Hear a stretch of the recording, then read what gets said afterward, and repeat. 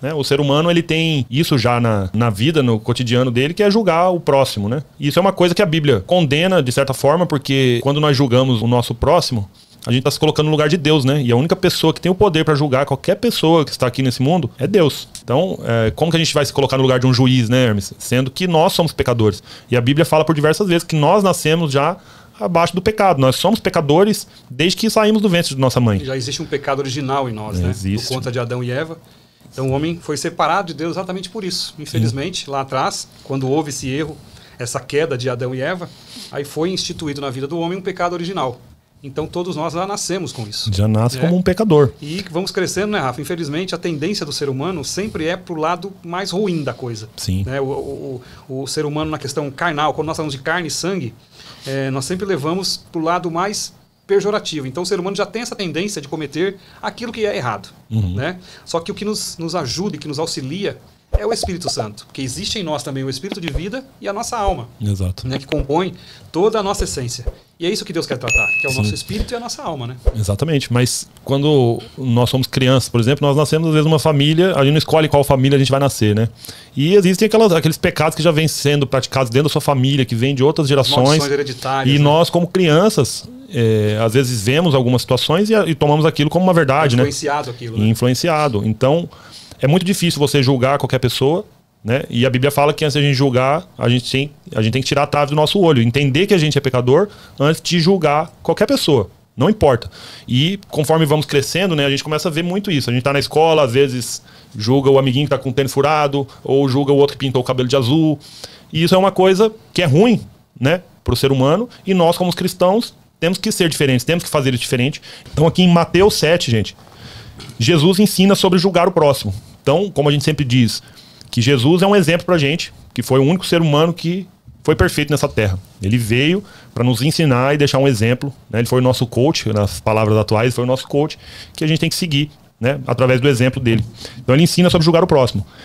E fala assim em Mateus 7, não julgueis, para que não sejais julgados. Porque com o juízo com que julgardes, sereis julgados. E com a medida com que tiverdes medido, vos hão de medir a vós. Então, sempre quando você julga, você é julgado também. E Deus, ele vai te julgar um momento, né? E porque reparas na trave que está no olho do teu irmão e não vês a trave que está no teu olho.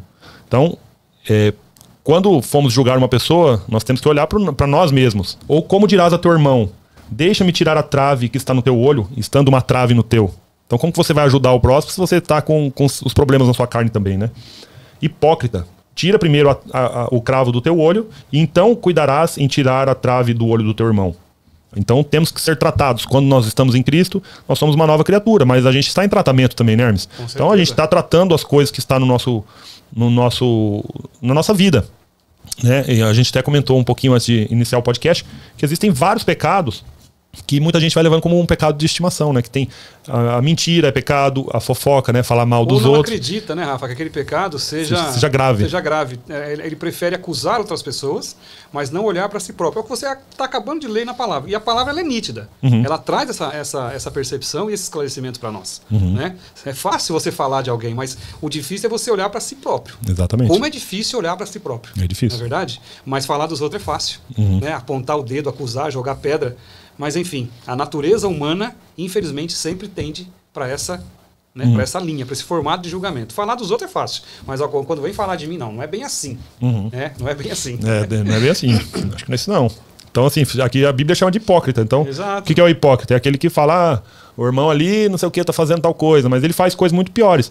Ou, às vezes, por exemplo, isso na igreja é muito julgado, né? Por questão do adultério. Vamos supor que sai uma história, já começa a ir por uma maledicência, né? O cara que cometeu adultério com a esposa. Ele pecou, ele errou, mas a pessoa começa a fofocar na igreja, fala pra todo mundo que aquele irmão adulterou. Existe um pecado mais grave? Não. A fofoca, a maledicência é tão pecado quanto o adultério. Exato. Mas as pessoas julgam o adultério como uma coisa pior. Não, esse pecado é mais grave. Mas na verdade a fofoca destrói às vezes muito mais que o próprio adultério. Eu só tô comentando. É sempre assim, né? Sempre um comentário. E isso é um baita de um pecado que a pessoa que está julgando, né? E, enfim, existem várias formas de pecado e todos eles têm a mesma gravidade. E todos a Bíblia nos ensina. De Exato. E todos eles todos eles têm a mesma gravidade. Perante Deus, não tem um que é mais grave e o outro menos. Então, não deis aos cães coisas santas, nem deiteis aos porcos as vossas pérolas, para que não as pisem e voltando-se vos despedacem. Significa o seguinte, no meu entender, né? Que às vezes você está discutindo com alguém, discutindo o que eu falo no bom sentido, discutindo uma situação. Nós estamos aqui discutindo uma situação. Nós não estamos brigando, mas estamos discutindo uma situação. Às vezes você quer passar um parecer do que é a luz da verdade para alguém. E aquela pessoa, ela faz de tudo para não entender. Fala, não quero entender, não é assim, para mim não é assim. Eu quero continuar nesse pecado, eu quero continuar errando, mas querido, olha, vem cá. Eu quero apenas discipular você. Eu quero mostrar para você que o que você está fazendo à luz da palavra de Deus está errado. Então, está aqui no versículo tal, está no livro tal, está na Bíblia, tá na palavra tal, né, experiência assim, assim. Você vai divulgando, vai incrementando aquela situação e trazendo a luz para aquela pessoa. Ela fala, não concordo, não é assim. Para mim, a vida que eu levo é o melhor. Então, você fala, ué, então eu estou desperdiçando pérola com os porcos. Porque a Bíblia fala, inclusive, sobre isso. Quem é sujo, se suje mais ainda. Você quer continuar na sujeira? Ok, então se lambuze mesmo, entendeu? Se suje mais ainda. É exatamente isso. O que os porcos fazem? Pega um porquinho, dá banho nele, limpa ele, passa um perfume nele e solta ele. Para onde ele vai? Ele vai voltar para a lama de novo, porque é o habitat natural do porquinho. Entendeu? É verdade. É o natural. Eu falo sobre isso porque a minha mãe teve sítio durante um bom tempo e eu tinha, inclusive, um porco que era meu. Né? Você dava banho nele, era um porco meu. E eu limpava aquele porco. Eu gostava, ele era um bebezinho porco, eu limpava ele e tal. Só que não adiantava. Eu soltava ele para ele voltar lá pro chiqueiro com a mãe. No outro dia ele estava lambuzado de lama até o focinho. É a natureza do porquinho. Entendeu? Então a Bíblia fala exatamente isso. Você vai desperdiçar pérola com porco? Eu desperdiçava água para dar banho nele, eu desperdiçava perfume para passar nele, eu desperdiçava tempo para cuidar daquele porquinho, mas para quê? Para ele voltar para a lama de novo. É exatamente isso. Não desperdice pérola com porcos. Você quer ajudar, você quer levar a palavra de Deus, você quer que aquela pessoa mude a rota dela de pecado para aquilo que é correto, só que ela não quer. Não é que ela não tem esclarecimento, você está levando para o esclarecimento. Ela não quer falar, não, obrigado, você falou tudo isso, tal, é bonito, é legal, tá aí na sua Bíblia, mas eu não quero, a vida que eu levo é a vida que eu quero levar. Amém. É uma escolha. Nós somos capacitados de intelecto, nós somos seres humanos, né? O ser humano é o único animal que é racional. Então nós podemos raciocinar, nós temos inteligência e capacidade para raciocinar. E existe claramente o que é certo e o que é errado. Se a pessoa quer continuar no erro dela, e ela tem inclusive justificativas para isso, quem somos nós para mudar a cabeça dessa pessoa? Quem convence a pessoa do pecado é o Espírito Santo de Deus. Quantas coisas erradas eu fiz na minha vida quando eu não conhecia Jesus? Quantas coisas erradas você fez na sua vida? Muitas. Né? Enquanto você não conhecia Jesus. Mas a partir do momento que nós decidimos levantar as mãos e falar, Senhor, eu quero te aceitar como meu Deus, como Senhor da minha vida, como único e suficiente Salvador, só que eu sei que a partir de agora, Deus, eu vou ter que mudar. Eu não posso continuar na mesma vida que eu estava. Não faz sentido. Né? Por quê? Primeiro, trevas não se mistura com luz. Né?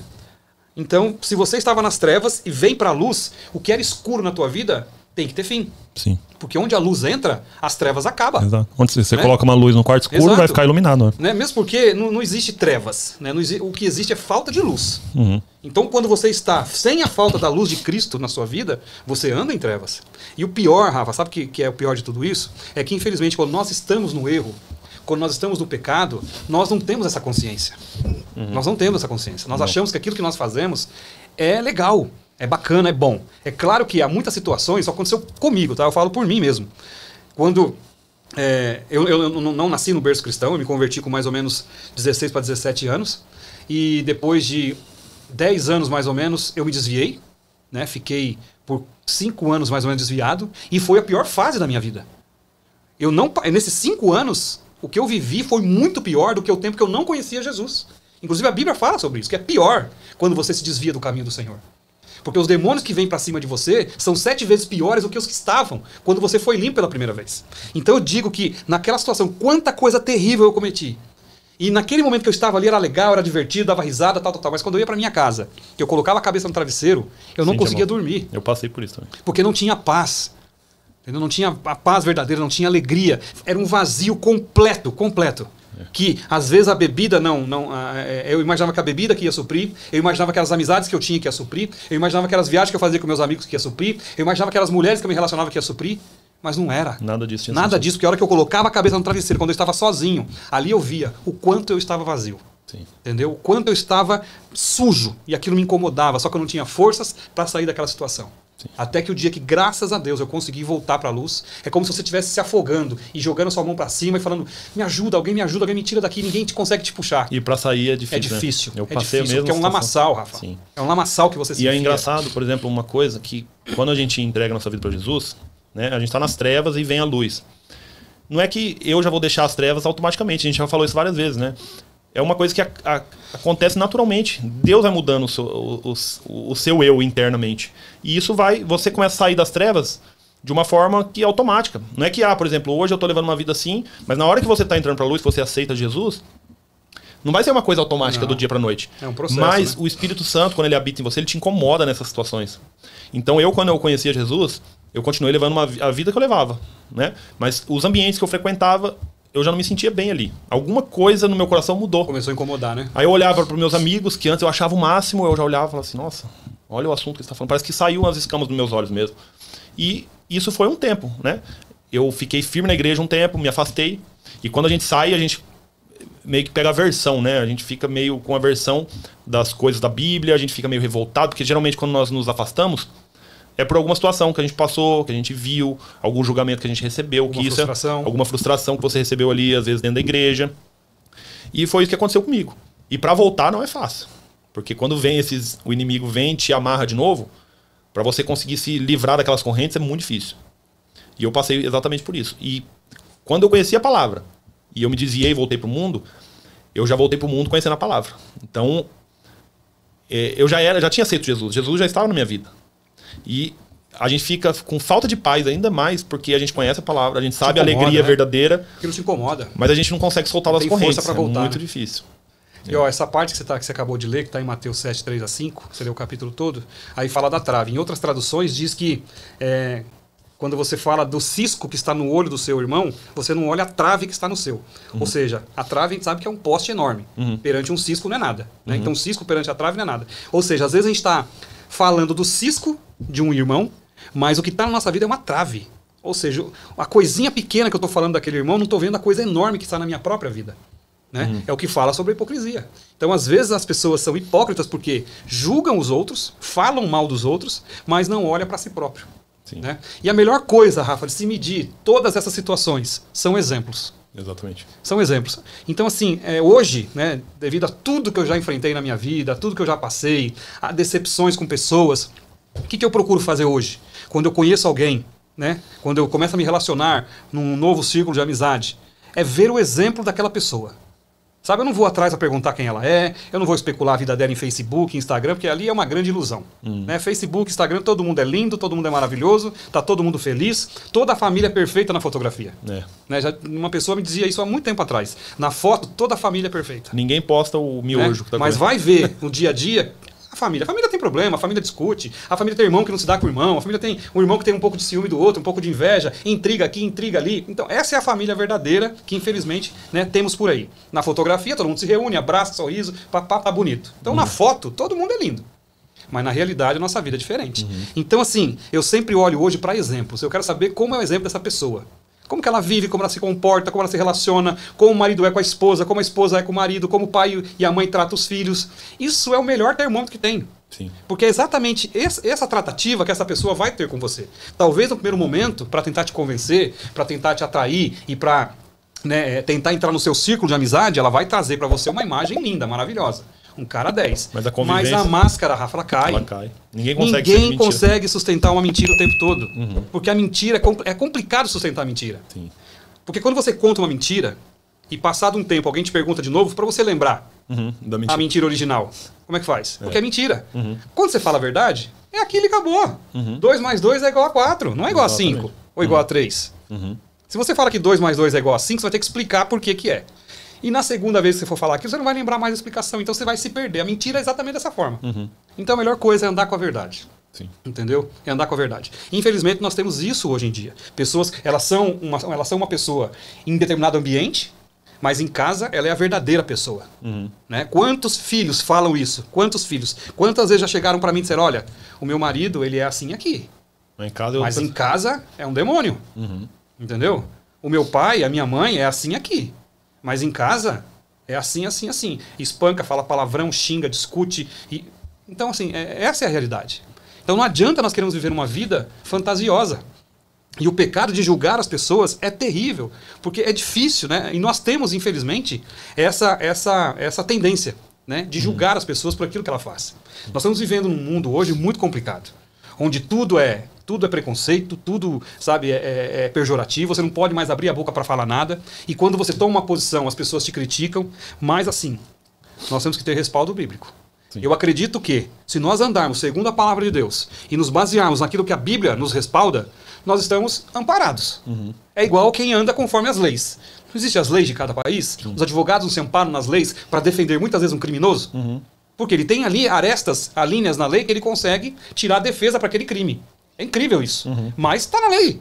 Entendeu? Ele se ampara da lei. O que é a nossa lei? Qual que é o nosso guia? É a Bíblia, não é? É a Bíblia. O Novo e o Velho Testamento. É a Bíblia. Então, tudo que nós procuramos fazer precisa estar aqui dentro.